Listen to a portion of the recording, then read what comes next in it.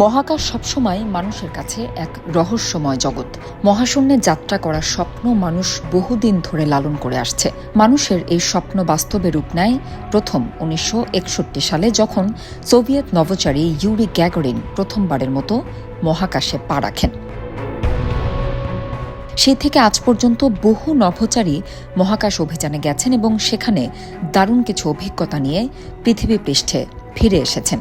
কিন্তু মহাকাশে তাদের জীবন কেমন, কিভাবে তারা সেখানে টিকে থাকেন, কি খাওয়া দাওয়াই বা করেন, এই ধরনের বিভিন্ন প্রশ্ন ঘোরে আমাদের মনে। নভোচারীরা সাধারণত একটি শক্তিশালী রকেটের মাধ্যমে মহাশূন্যে যান। মহাকাশ যানগুলো বিশেষভাবে নকশা করা হয় যাতে এটি মহাকাশের কঠিন পরিবেশ সহ্য করতে পারে। নভোচারীদের মহাকাশে পাঠানোর মূল উদ্দেশ্য হল মহাবিশ্ব নিয়ে গবেষণা করা।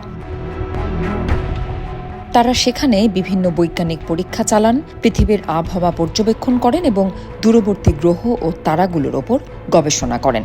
মহাকাশের জীবনযাপন পৃথিবীর চেয়ে অনেক আলাদা। সেখানে পৃথিবীর সাথে আকর্ষণ বল না থাকায় নভোচারীদের চলাফেরা করতে হয় শূন্যে ভাসমান অবস্থায়।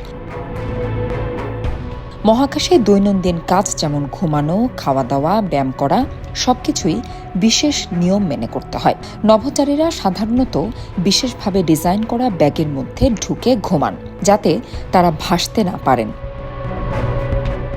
তাদের শরীরের সুস্থতা বজায় রাখতে প্রতিদিন কমপক্ষে 2 থেকে 3 ঘন্টা ব্যায়াম করা বাধ্যতামূলক। মহাকাশে খাবার খাওয়াও এক চ্যালেঞ্জ। সেখানে তরল বা গুঁড়ো জাতীয় খাবার সহজেই বাতাসে ভেসে যেতে পারে, যা মহাকাশযানের যন্ত্রপাতির জন্য ক্ষতিকর হতে পারে। এজন্য খাবারগুলো সাধারণত বিশেষ প্যাকেজিংয়ে রাখা হয় এবং জেল বা শুকনো আকারে থাকে। নভোচারীরা বিশেষ ধরনের টিউব বা প্যাকেট থেকে খাবার গ্রহণ করেন এবং পানি পান করেন স্ট্রযুক্ত বিশেষ বোতল ব্যবহার করে। আন্তর্জাতিক মহাকাশ স্টেশনে কোনো থালা বাটি ব্যবহার করা যায় না, কারণ সেখানে সবই শূন্যে ভেসে বেড়ায়।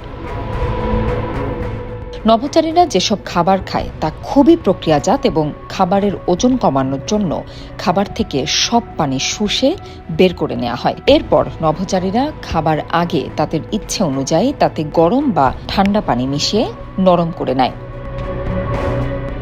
বর্তমানে আন্তর্জাতিক মহাকাশ স্টেশন নভোচারীদের জন্য প্রধান কার্যালয় বলা চলে। এটি একটি বিশাল মহাকাশ গবেষণাগার, যেখানে নভোচারীরা দীর্ঘ সময় ধরে অবস্থান করেন। মহাকাশ স্টেশনে অক্সিজেন, পানি এবং প্রয়োজনীয় শক্তি সরবরাহের জন্য বিভিন্ন প্রযুক্তির ব্যবহার করা হয়।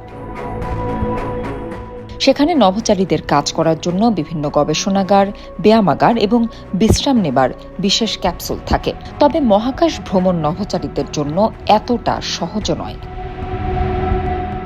সাফল্যের গল্পের পাশাপাশি আছে কিছু ব্যর্থতার গল্প। তেমনি এক গল্পের কেন্দ্রীয় চরিত্র কল্পনা চাওলা। তিনি ছিলেন প্রথম ভারতীয় বংশোদ্ভূত নারী নভোচারী। 1997 সালে প্রথম মহাকাশে যান তিনি এবং এরপর 2003 সালে কলম্বিয়া স্পেস শাটল মিশনে অংশ নেন। দুর্ভাগ্যবশত পৃথিবীতে ফেরার সময় তার কলম্বিয়া স্পেস শাটল দুর্ঘটনার শিকার হয় এবং তিনি সহ তার দলের সবাই মারা যান। তবে তার অবদান ও সাহসিকতা আজও অনেককেই অনুপ্রাণিত করে। মহাকাশে নভোচারীদের জীবন চ্যালেঞ্জে ভরা হলেও তাদের গবেষণা ও কাজ মানবজাতির ভবিষ্যৎ উন্নতির জন্য অত্যন্ত গুরুত্বপূর্ণ। প্রযুক্তির উন্নতির সাথে সাথে মহাকাশ যাত্রা আরও সহজ উন্নত হচ্ছে এবং ভবিষ্যতে হয়তো সাধারণ মানুষের জন্য মহাকাশ ভ্রমণ সম্ভব হবে।